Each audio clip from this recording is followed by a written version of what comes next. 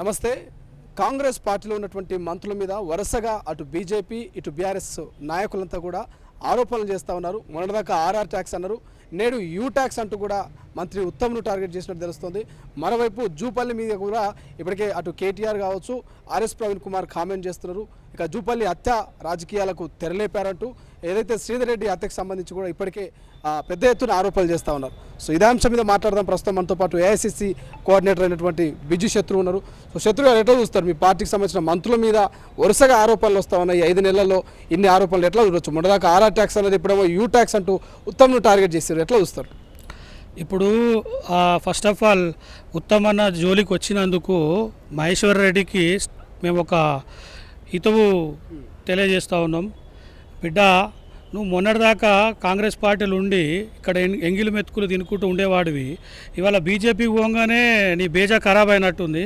ఖబర్దార్, ఉత్తమన్న జోలికి వస్తే బిడ్డ హైదరాబాద్లోకి ఉరికిచ్చి కొడతాం. ఉత్తమన్న ఈ రాష్ట్రానికి పెద్ద దిక్కు. ఆయన నిస్వార్థ సేవ చేస్తున్నాడు. ఆయన ఇంకా వచ్చి 100 రోజులు దాదాపు ఒక 4-5 నెలలు అవుతుంది ఇప్పుడు వచ్చి మా ప్రభుత్వము. మీరు 10 ఏళ్ళ చేయండి, టీఆర్ఎస్ వాళ్ళు బీజేపీ వాళ్ళు చేయండి, మేము చేసి చూపిస్తూ ఉంటే కళ్ళలో నిప్పులు పోసుకుంటున్నారు వాళ్ళు.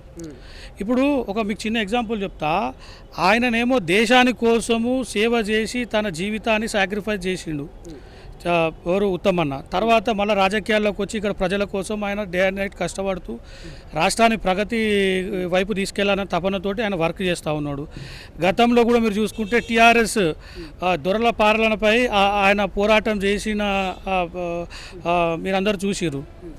అవన్నీ వదిలేసి ఇవాళ ఆయన ఏంటంటే పాపం సార్ చాలా ఈజ్ అ బ్యూటిఫుల్ కైండ్ మనిషి. ఆయన ఎవరిని ఎక్కువ నొప్పించాడు. అటువంటి ఆయనను పట్టుకొని ఇటువంటి ఆరోపణలు చేయడానికి మహేశ్వర్ రెడ్డికి నోరు ఎట్లా వస్తుంది? ఆయన ఎంతో మందిని లీడర్లను చేశారు. అసలైన తొలి వెలుగు. ఫాలో వాట్సాప్ @తొలి వెలుగు అఫీషియల్.